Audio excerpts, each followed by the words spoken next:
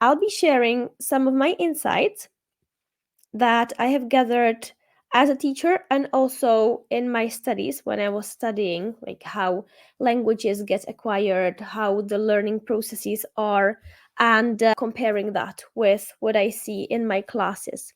The thing with Varpo plus 2, why most people would struggle with it, and why very many people would feel maybe, I don't know, maybe stupid or inadequate or feel like I can't do this when they can't do it, is that it seems so simple, right? It's just like Varpo plus 2, right? What's the problem in a way? And some teachers even give that impression that this shouldn't be a problem because, oh my God, it's so simple.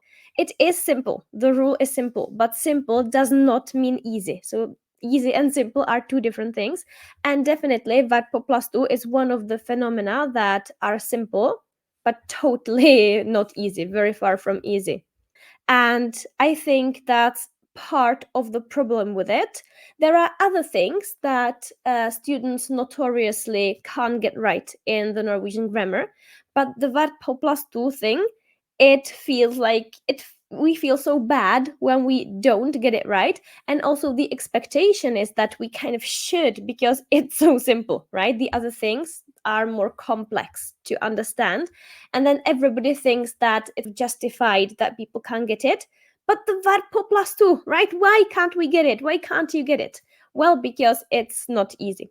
One reason why it isn't easy is that we practice it in the wrong way. We are looking at it in a structural way and expecting that by understanding the simple rule, we will be able to implement it. We'll be looking more into it a bit later throughout the masterclass. So this is one of the biggest reasons why we cannot nail it, because we are looking at it from the wrong angle. And of course, the simplicity of the rule leads there. It feels like it's such a simple rule, so it should work in a simple way. Yeah, you get it and you implement it, right? Well, no, that's not right. That's not how it works. But it leads us there. It like feels it should be that way. Yeah. I was saying that we are looking at it from the wrong angle. That's one thing. But another thing that I want to start with is that students themselves very often underestimate the importance of this particular thing in Norwegian, because it doesn't feel like it's important, does it? Sometimes it's just like, whatever. If I put the verb in the wrong place, it means the same, doesn't it? And it does. Yeah. There is no difference in meaning, and there is zero chance of being misunderstood if you have the verb in the wrong place. And this is both good news in a way, meaning that if we don't nail it, we can still communicate and it's okay. We can make ourselves understood. So that's the good part.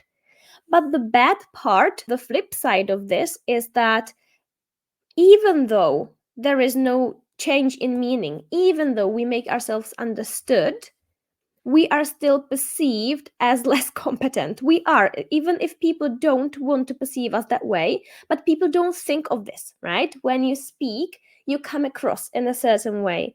And Varpo plus two is one of those, I am not afraid to say, stigmatizing mistakes or errors in speaking. It looks like it shouldn't matter because the meaning isn't affected, but speaking isn't just about conveying meaning. We all know this. And when we want to be perceived as professionals, as somebody at a highly educated level in a way, as experts in our fields, whatever, right? Then if we have the verbs all over the place, it's going to be more difficult for us to give out that impression.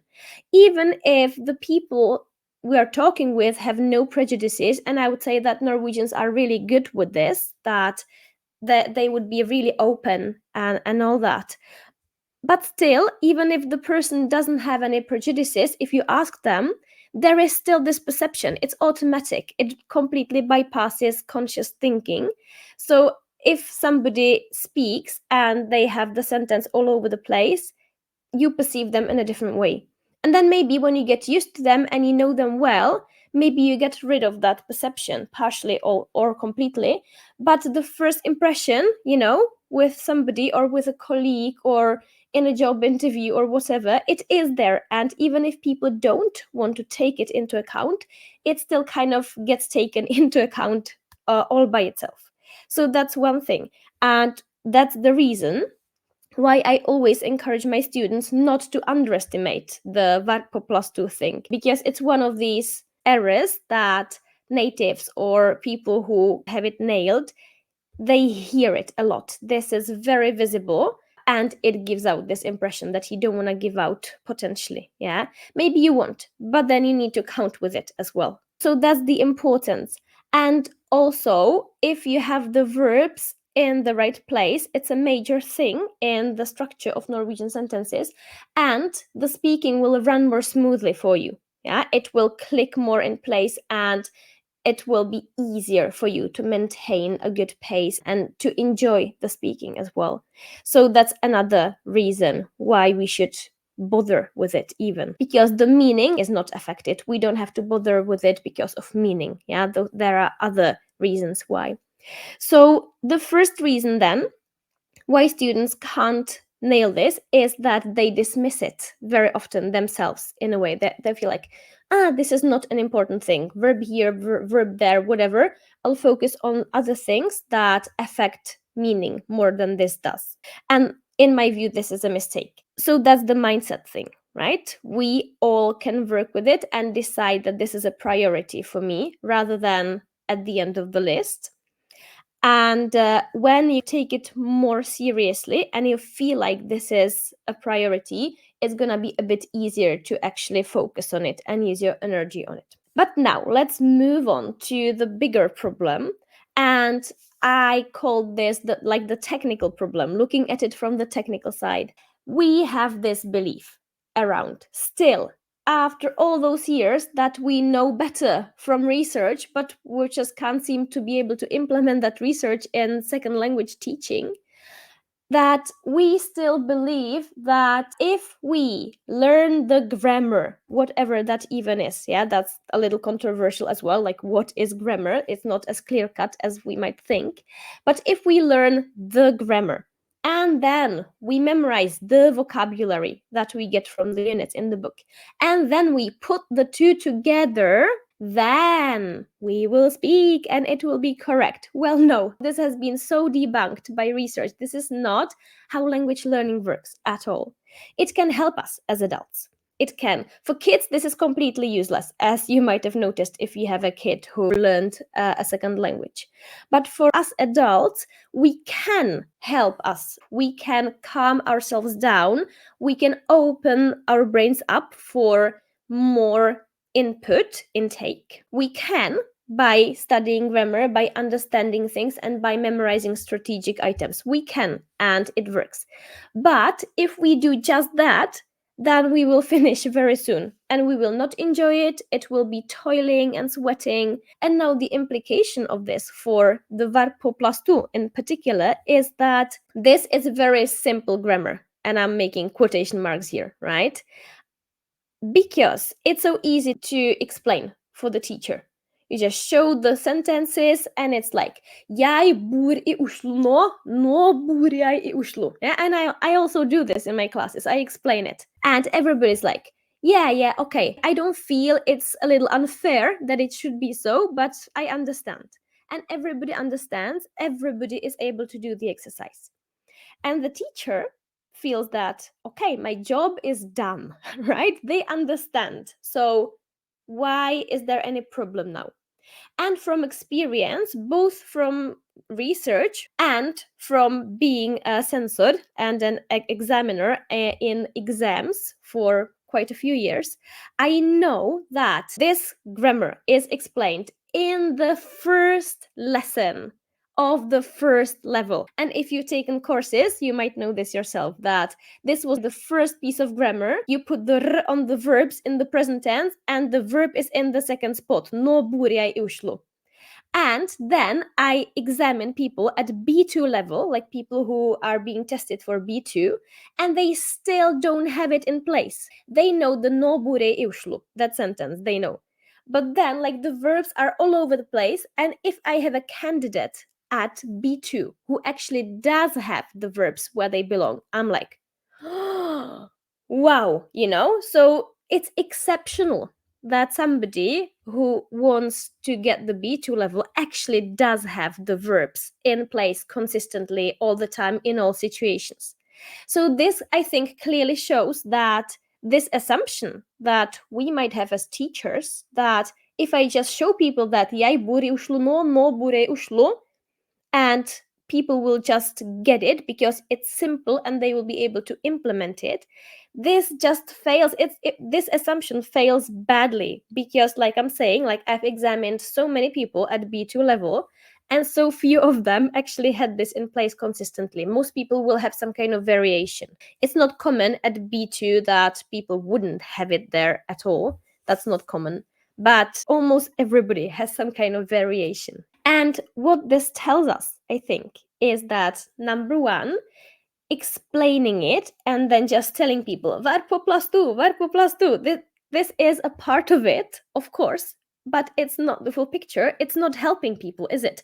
Because if it was helping people, we would see more people at the high levels having this in place. And I can't see that. And we need to be doing, we teachers or all of us, the students, need to be doing some other things as well to get this in place. And in my view, what I have seen work for students is number one, you work closely with somebody who can correct you.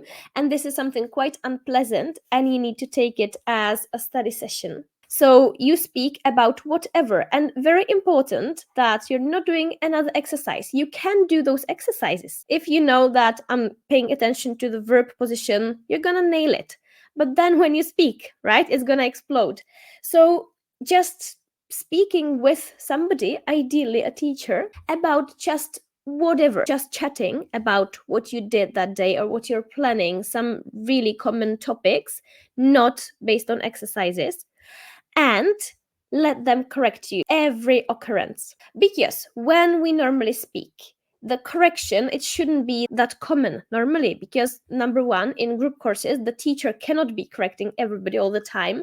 When people start correcting themselves, that really damages the atmosphere and it really feels bad. People really leave that class feeling really bad. So I think this is a situation for maybe some buddy cooperation, or really like hiring somebody private who can do this for you and be like, breath in, breath out, I'm going, and let's do just this varpå plus two thing. Let's leave all the other stuff for now. Let's deep focus, because this will even show you what situations are involved.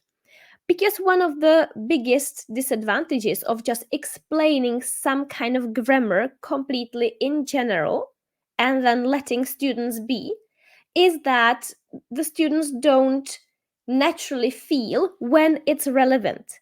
And this sounds like, how can they feel it? When they do the exercise, they can recognize it, right? But speaking isn't like an exercise. Speaking is something different. Speaking is multitasking. And when we speak normally, we're just spitting out ready-made chunks. It's not like we're putting it together and then speaking it. That's not how it works. So if you want to speak functionally, you're not going to be putting it together. It's going to be just thrown out of you. And you only have partial control over what you're actually saying. If you want to have full control, then you'll be speaking slowly. You know all that trade-offs because you've tried to speak in a second language. When you speak like that and you're trying to express yourself in everyday situations, those are situations that you don't know from the textbook. So you can't recycle phrases that you have ready-made. You, in a way, have to be making those phrases and then you repeat them, those that you made earlier. And you don't naturally know if this is a varpå plus two situation because it sounds different from the ones that you know from the book. And this might sound counterintuitive and you might think like, I'm not stupid. Of course I can tell. But in reality, and you can trust me on this one because I have quite a lot of experience with leading conversation lessons or having private students, like having done this for my private students, it doesn't feel like the same.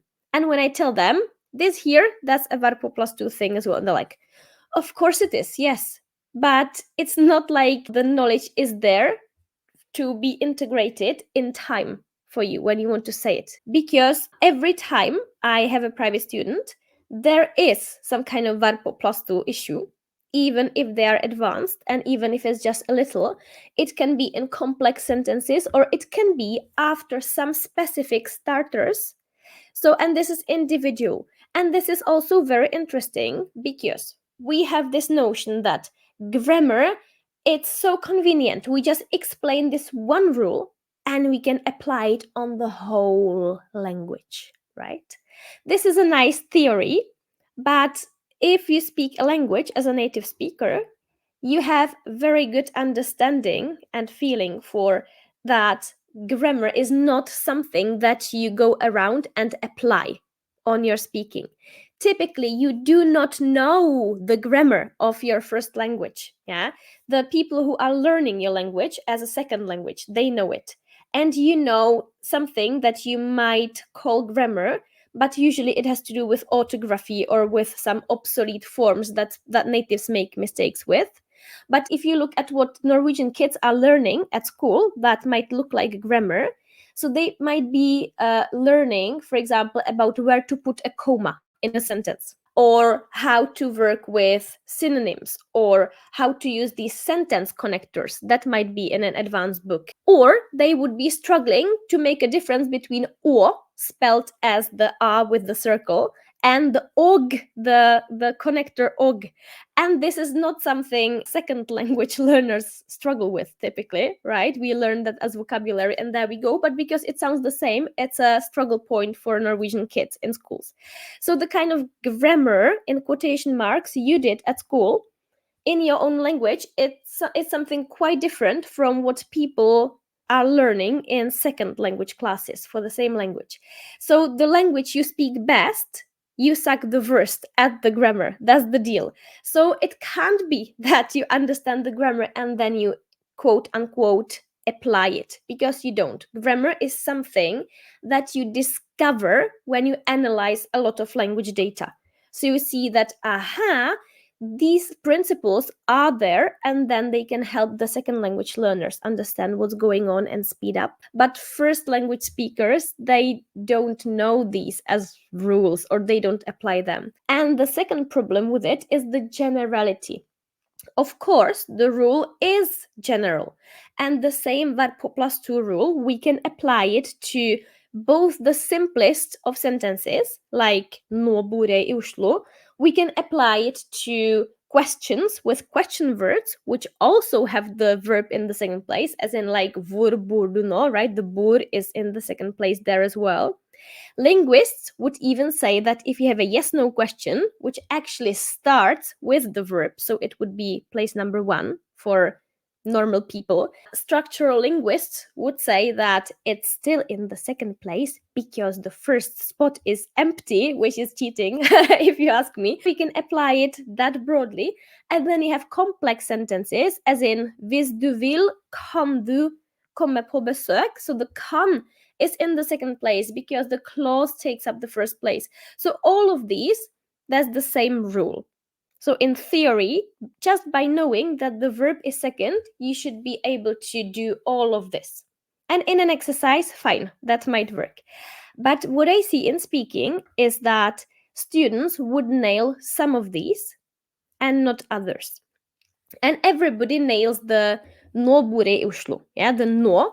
And it's about that particular word. This is the funny thing. That's where the fun really starts, because we feel like there is vocabulary and there is grammar. And verb plus two is grammar. So we never ever try to approach it in a different way. But if we just, for a second, thought that maybe this is vocabulary Maybe we just need to learn those phrases, because the reason why most people nail no bure Oslo is that this is the sentence that they did in their first lesson on the course or wherever you bor, and they practiced that one sentence so many times because there are not so many sentences on that first lesson. So typically those sentences from the first two lessons on your course before the course starts to roll and there is so much more vocabulary, these sentences the students have said so many times that has been focused on pronunciation, and they just take them as units. So they would go like no bor jeg there and there, and they nail this structure. But then they happily say like I dag jeg gikk i butikken. And as a teacher, or as a, as a grammar nerd, somebody who kind of feels this thing that you tell me var på plass to, and I actually nailed it quite soon because for me it made sense, yeah. But there are not many people in the world to whom grammar makes sense in that way. It's something quite unique, and quite unfortunately for normal people, most teachers, most second language teachers, are people who like grammar, like me. So if you don't have the insight that you are a rarity rather than the rule, then that's difficult, yeah. But for me, it felt like, okay, so this person is nailing no bor Oslo, but then they go ahead and say I dag jeg gikk i butikken. Like, why is that? How can that be? Because like no and I dag, that's the same, right? That's exactly the same time information. And why? And the reason why that I discovered later, also by studying what's called the lexical approach to language learning. Lexical means through vocabulary. What I discovered is that you know about the rule.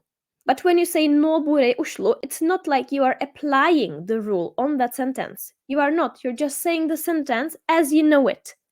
And you don't even know or perceive that you are doing something to the verb in that sense. So then when you have something different in the first position, that's a new sentence for you. That's something new. And it's not automatic that people would be able to transfer the rule in a way, separate it from the sentence that they knew how to do, and put it into the new one. And this is exactly the assumption that we have in language classes, that people would be able to do that. And we are, of course, able to do that in the controlled exercises. But then when we speak, we don't have those other sentence starters saved in our circuits as vocabulary. To do this right, we actually need to take them one by one, not all of them. It's gonna click in at some level, but we actually need to take all those types and practice with them, treat it as vocabulary.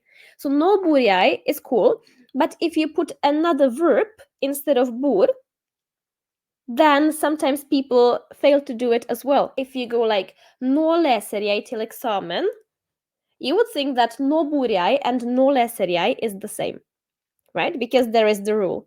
But in practice, I know nå jeg leser til eksamen is something that many people would say, even though they say nå bor jeg i Oslo. You just have to kind of practice the transition between every start and every verb. Yeah.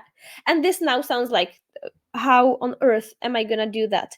And you don't have to do it for every verb, but you have to treat this as vocabulary in the first place. You know about the rule, and that helps. Yeah, and that's our advantage over children as well, that we can discover the rule and we can apply it in quotation marks to some degree, and when we are in a controlled environment, for example practicing self-talk at home. But we cannot just think that we will apply it on everything because it's so universal. The rule is universal, but the rule is a descriptive abstraction that is not useful when we actually speak, because speaking is not doing linguistic analysis. So not dropping the rule as such, not just throwing grammar away out of the window. Some people would say that. There are schools of thought that would say like, no, don't look at the grammar at all. I think, also judging from my own example as a successful second language learner myself, that that's like throwing the baby out with the bathwater, because like, why would we do that? Why would we not look at some grammar that we're interested in and that we feel is strategic? If we feel the need to understand that it's going to speed us up, it's going to calm us down, it's good. In my view, grammar is good. But we still have to know that understanding the rule unlocks something, but it is no guarantee for the transfer. The transfer happens treating concrete items, concrete phrases as vocabulary. There is also this thing, we feel that there are phrases. Yeah, we all know what phrases are in a way, and we learn them as phrases and then we nail them. But we do not treat the normal things, in quotation marks, as phrases, because we feel like, no, I'm not gonna learning this as a phrase, because it's not a phrase, because it's just built based on some grammar. Yeah, this here is just grammar plus vocabulary, versus this other thing that's not transparent in that way is a phrase. So I'm gonna memorize that one as one piece and pay attention to it as a piece in my listening, versus this other piece here, where I transparently can see the rule, like verb plus tu, that I'm not gonna be learning or practicing saying, because I can always build it based on the rule. Well, experience shows, both mine as a teacher and yours as a practitioner, that you can't. Yeah, some of them you kind of can, most of them you can't, or some of them you can't, and this stays with us to a very high level. I want to say one more thing here about verb plus tu, and that is that verb plus tu is what you call a late acquired item. Acquired means that you can use it naturally, that you can spit it out. Yeah, so acquisition is the kind of learning that actually works for speaking. That's how you learn your first language. Late acquired items are things in the language. It can be words or it can be grammar concepts like this that take a long time for most people to actually click in place. This is a term from first language acquisition. So that means like that we study children, how they are learning, picking up their first language. But it's used in second language acquisition too. And for Norwegian, verb plus tu would be a typical late acquired item. It's kind of something that everybody understands and nobody gets right. And we can look at language prescriptively and be like, you should be able to nail it because it's so simple and I've told you, right? That's prescriptive, what we should and shouldn't. On the other hand, we can look descriptively, analyze data, look at how people or second language learners actually use the language, and then we will see that almost nobody nails the verb plus tu, even at B1, B2 levels. And that should tell us something about the methods we've been using. And right now, we just say, like, yeah, it's difficult, but we don't question the way in which we teach it. So I think, from my experience as how I did it with verb plus tu in my own day, and the way I've coached quite a few students into getting it right, is that if you drop the method, if you just conclude that the method is wrong, then you can help it. It is going to be difficult in any case, but if you do it in this other way, it can be much easier. You can do it in a shorter amount of time and get better results.